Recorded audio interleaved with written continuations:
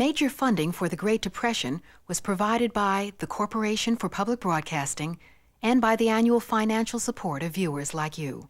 The National Endowment for the Humanities, the John D. and Catherine T. MacArthur Foundation, and Lotus Development Corporation, providing software solutions that help people work together. The Great Depression was also supported by the generous donations of individuals and foundations. A complete list of funders is available from PBS.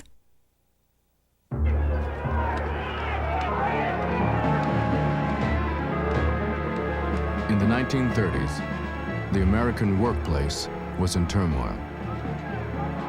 Farm and factory workers nationwide demanded the right to have their voices heard, while business demanded the right to do business without interference. From one democracy, two definitions of liberty, each in conflict with the other.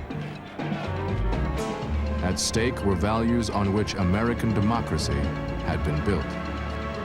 Values now threatened by radical change.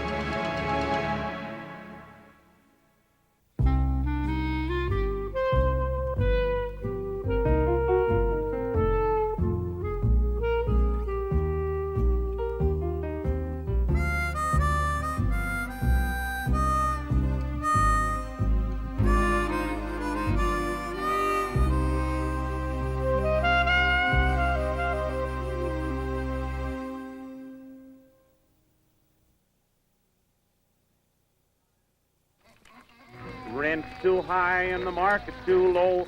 We ask for credit and they all say no. We got good people and they all know well what the poor old farmer makes they can't sell now. By 1933, prices for farm products in Depression America were at rock bottom. In the South, because of overproduction, cotton growers lost money on every acre they planted. I remember my grandfather saying that he knew at the start of the year he was going to lose $50,000. The landlords were going broke. $50,000 in those days was a lot of money. In the plantation system, trouble at the top was often read on the faces of people at the bottom. The tenant farmers who worked someone else's land with their own mules, tools, and seed paid 1/4 of their cotton crop as rent. And further down the ladder, the sharecroppers, who could furnish nothing but their labor, paid fully half their crop as rent. All the renters, poor blacks and poor whites, were part of a system that had replaced slavery after the Civil War. When I was a child, I started working in the field at 8. And you didn't go to school until the season was over for the crop. They would have 2 months in July and August you could go to school. Then you had to stop and work until about the last of December or the 1st of January. When I started working, it was cotton picking time. I had to pick 100 pounds of cotton in one day. Sharecroppers had no voice. You made your crop, you gathered it, and when it was all in, the boss told you how much cotton you made and how much money you owed and how much you got, if any. You didn't figure with the boss. Your pencil didn't count. He did all the figuring. And when he got through, you would say, yes, sir. I'll take it. It was considered an affront if a tenant asked the landlord to see the books, to see the charges made against him. It was a challenge to the landlord's integrity. And, of course, there were many wrongs committed by landlords who would doctor the books to see that the amount charged would certainly take care of all that the tenant had coming. Sharecropping's all right, provided the sharecropper finds the right man and the right land. My experience is 9 times out of 10 he finds the wrong man and the wrong land. That being the case, you just can't make a living to save his life. Raggedy, raggedy are we, just as raggedy can be. We don't get nothing for our labor, so raggedy, raggedy are we. Hungry, hungry are we, just as hungry can be. We don't get nothing for our labor, so hungry, hungry are we. The myth is that the landlords, if they hadn't been so stingy, so cruel, so mean, the sharecroppers would have had a very happy, idyllic life. They could have lived well. It's just not true. Everybody. The Great Depression was destroying the whole rural economy.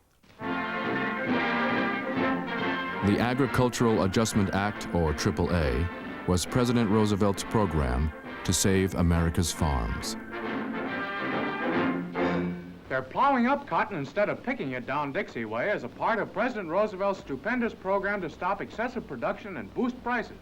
These mules, long trained to walk between the plants, are now driven right over them.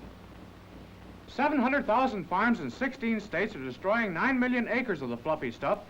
In return, the government is distributing $120 million to the cotton planters to compensate them for waste land. Happy days. In the first year of Roosevelt's crop reduction program, the AAA signed over 1 million contracts with cotton farmers. In the South, the government issued checks directly to the planters and landlords, who were then supposed to share their payments with their tenants and sharecroppers. The landowners were pleased. They thought it was, well, without it, they'd gone broke. So they were very pleased with it, and it worked fine with them. Tenants would say they were unhappy. They didn't think that they were getting their fair share. And of course, those on the lower down, the sharecroppers, thought they just were gouged. They didn't get anything. The sharecroppers found an advocate in Socialist Party leader Norman Thomas, who accused Roosevelt's New Deal of favoring the rich over the poor. What could we do now? In the small delta town of Tyronza, Arkansas, Thomas met with fellow socialists Clay East, who ran a local gas station, and H.L. Mitchell, owner of a dry cleaning business.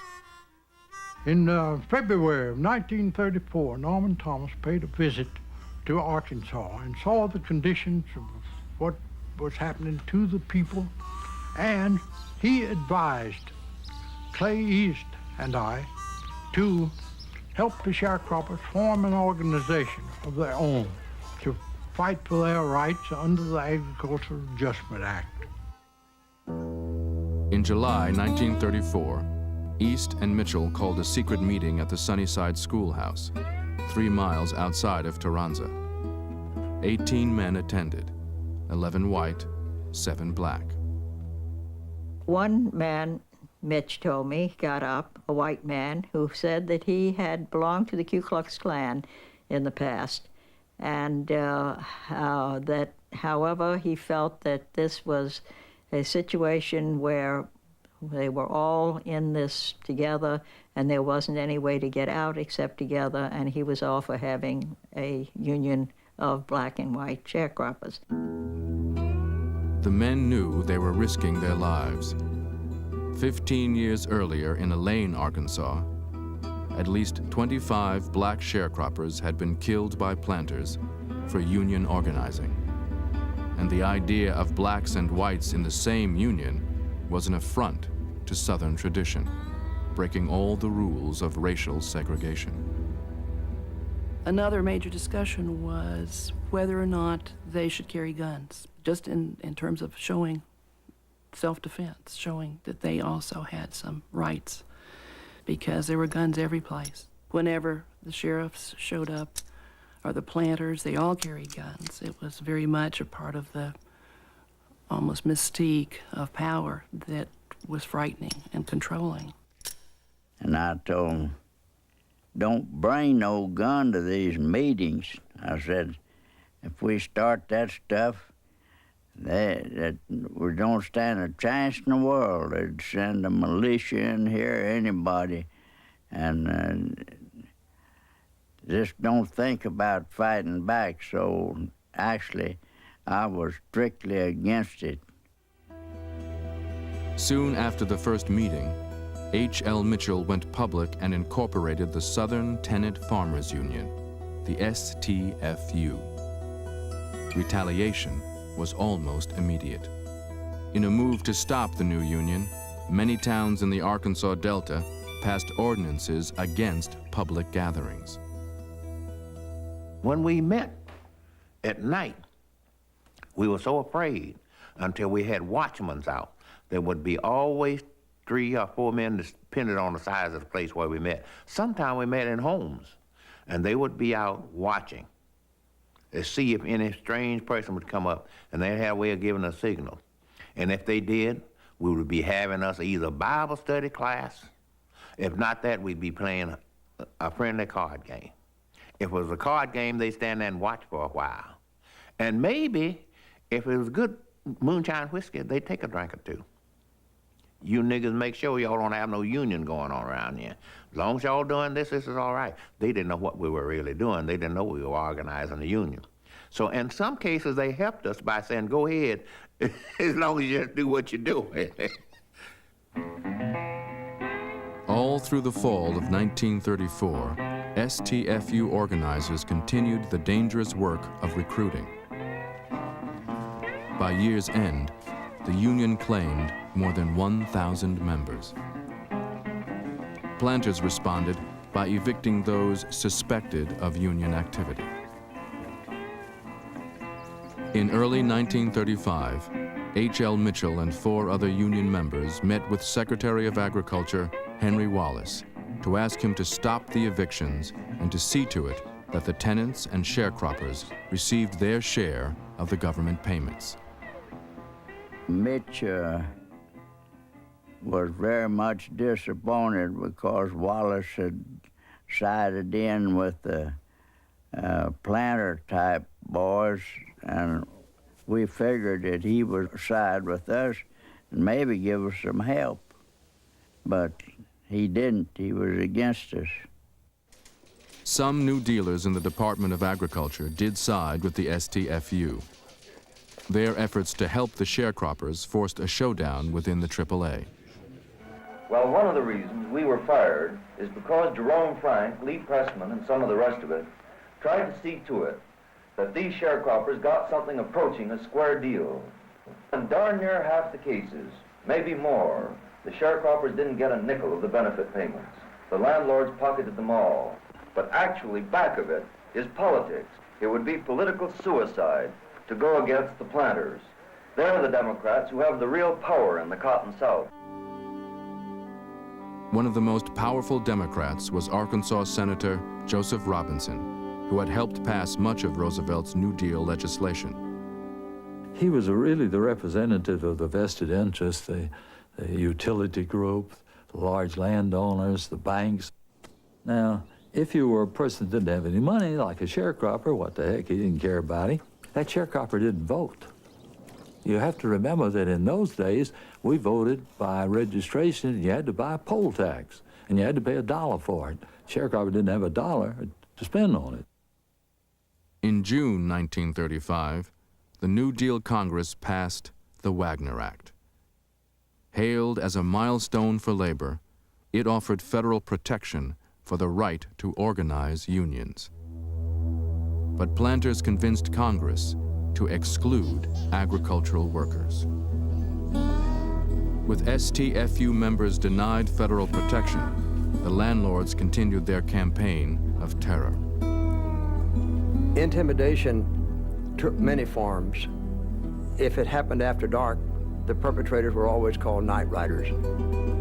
My mother and father were made to lie down on their front porch by a man with a shotgun and held there almost until dawn as punishment and intimidation. Families of the organizers were very precariously situated. Many times their homes were shot up. Bullets would fly through, people would crash to the floor. The threat of violence was always present. They came in with shotguns and strops and pistols, and they did what they figured it would take to do to break up the Union. Certainly in my part of the South, the Union organizers had no one to turn to in terms of government. Certainly they couldn't have turned to the county sheriff, to the town marshal, to the state government, not at that time. And so far as the federal power is concerned, it's been explained to me very clearly, over and over again, the vacuum that they felt, that there was no federal presence here. Convinced they had to move forward alone, STFU members called a cotton pickers strike for higher wages during the fall of 1935. Let them throw us in jail if they want to. We'll fill every jail in Arkansas. But get off the fields and stay off until the bosses give in.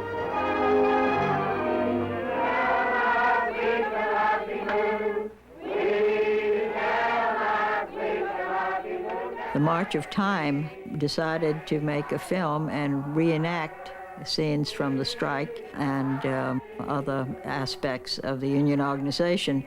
There were some actors, some people who were actually hired to do a few of the scenes. However, there were scenes with real staff members. And let's build the Southern Tenant Farmers Union and make a country worthwhile to live in. To keep workers out of the fields, the STFU started rumors that the union was shooting anyone caught picking cotton during the strike. After 10 days, the landlords gave in and were forced to raise wages. As the news of the STFU victory spread, new union locals opened in Missouri, Mississippi, Texas, and Tennessee. Membership grew to 25,000. If the planter's in the way, we're gonna roll it over him, gonna roll it over him, gonna roll it over him. If the planter's in the way, we're gonna roll it over him, gonna roll the union on. The STFU victory was short-lived. In December 1935, plantation owner C.H. Dibble ordered 100 union members off his land. They start at one house and they keep going from house to house until they get a wagon load. Then they'd carry it and dump it out on the road and come back and get another load. We got finished about first dark. Everybody's furniture was together, and you had to ramble through everything to try to find yours. And one day, a car came by, man got out and put a package in a paper bag on a table and got back in the car and sped away. Then one of the men walked up to the table and he picked up the package, and when he opened it up, there were about 6 or 8 sticks of dynamite in there, and it had a note attached. And the note said, "Mr. Nigger, take your woman and your children and get out of here, or we're gonna blow you up." On January 16th, when evicted sharecroppers gathered at a church near Earle, Arkansas, 2 local law officers broke into the meeting. They shot 2 men in the back and beat another unconscious. The next day, evicted families defiantly met again, this time with the Reverend Howard Kester and union attorney Herman Goldberger. It was jammed with men, women, and children. And I gathered 300 or 400, as I recall, people packed in that church. And through the back doors of the church burst a crowd of men with guns, about 13 or 14 of them, as I recall. And they stormed the building, and people were so terrified that they came out of the windows, taking sash and glass and all with them. I saw them strike people. I saw them strike one old man. I vividly remember that. People were just running and getting away as fast as they could. And then 2 men came out, one on each side of Kester and Goldberger, and brought them to the car, put them in it, got on the running board. My father drove where they told him to, of course, out in the woods. And the man on his side, by the driver's seat, was holding a gun to his temple. We'd heard of lynches and seen pictures of them, but this is the first time I knew what it might be really like, because there was a palpable feeling of hate and fear. There was a nice big tree with some handy limbs, and one of the men had a rope with a noose in it. My father, he was scared to death, just scared to death. So he began to talk with them quickly about what might happen if they killed him. He said, "I'm from out of state, and you boys better remember that if anything happens to me, the FBI will be in here." Reason prevailed, and they threatened us with worse than death if we ever came back, and left us at the border between Arkansas and Memphis. There is mean things happening in this land. There is mean things happening in this land. The planters told the people of the land where many years they had spent, and in the cold, hard winter, they had to live in tents. By April 1936, terrorism in Arkansas was making national headlines. The STFU and its supporters thought at last the federal government might intervene. The Union had several hopes from the federal government. On a major level, they wanted the government to stand for and act out justice, and to see to it that people got their rights and got the kind of protection from the law regardless of economic circumstances. So on the larger level, it was important that the government, federal government, take a stance that would say to everybody else, including the planter system, there is law and order in this country, and it will be on the side of people who do what is legal and proper.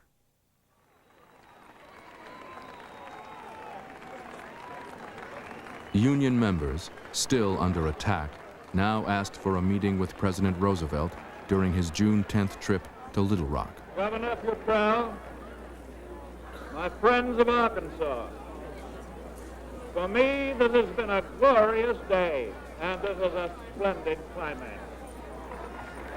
In the past, Roosevelt had privately urged Arkansas leaders to end the violence against the croppers.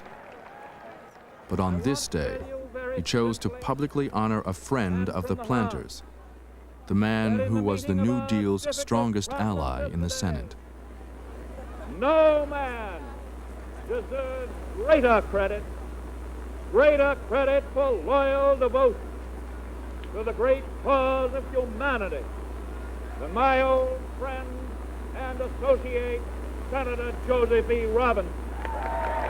The STFU request for a meeting with the president was denied.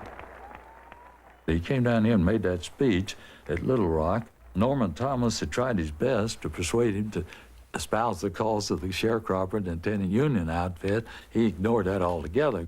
His contribution to the welfare of the poor people in Arkansas, the sharecropper, the one that was starving and needed, was just maybe from 1 to 10, possibly he'd register 2. He really wasn't interested in them. He was interested in where the power was. He was a politician, one of the best we ever had.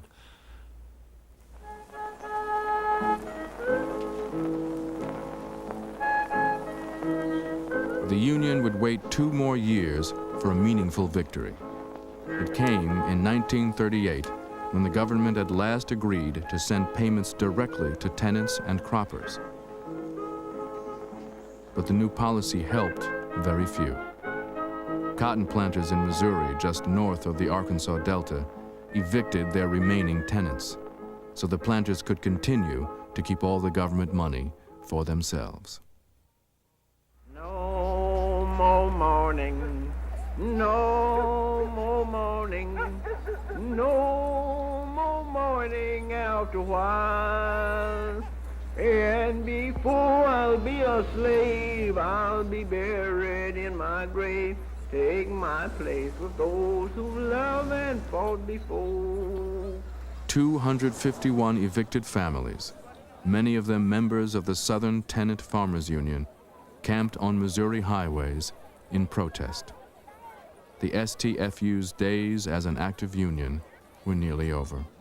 And before I'll be a slave, I'll be buried in my grave. Take my place with those who love and fought before. My father was aware of the fact that as an instrument to change the lives of the sharecroppers in any substantive and permanent way, the Southern Tenant Farmers Union was a dismal failure.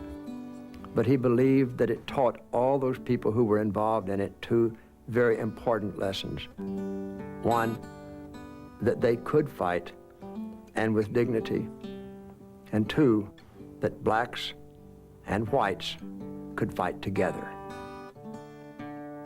Individually, they felt that they did not accomplish a lot. They suffered, they struggled, but they came together and they really stood up, and they stood up for what they believed in.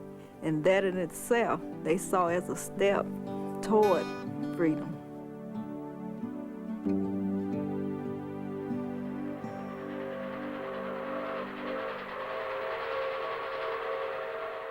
New Deal democracy faced a different kind of test in the steel towns of the North. Company towns like Aliquippa, Pennsylvania, where the Jones and Laughlin Mill stretched for 4 miles along the Ohio River. In the midst of the Depression, with millions unemployed nationwide, J&L provided jobs for a town it had literally built and owned.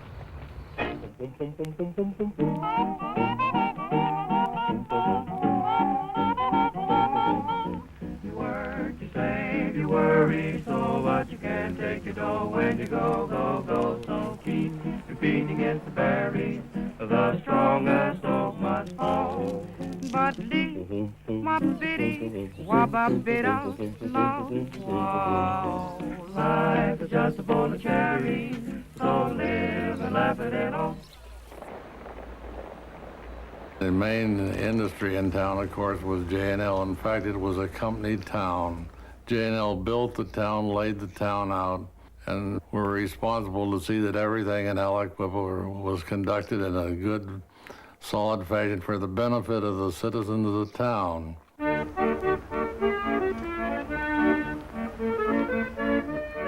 Aliquippa people used to pour in from all over the world. Immigrants from Italy, Serbians, Yugoslavians, Irish people, blacks from down south would come up, work in the steel mills. And the town was one of the busiest towns in western Pennsylvania. The town itself was broken up, and you had a segregated place for blacks, a segregated place for Englishmen, for Italians. In other words, the whites were not all together. They were segregated among themselves because there were divisions there. Those areas, no black person ever walked after dark. In fact, you had a hell of a time getting around there during the day. They arrested you, take you down to a police station, and if you didn't answer the right question, they might hit you a few times on the head. If you worked in J&L, they arrest you for loitering, and they take $10 out of your pay.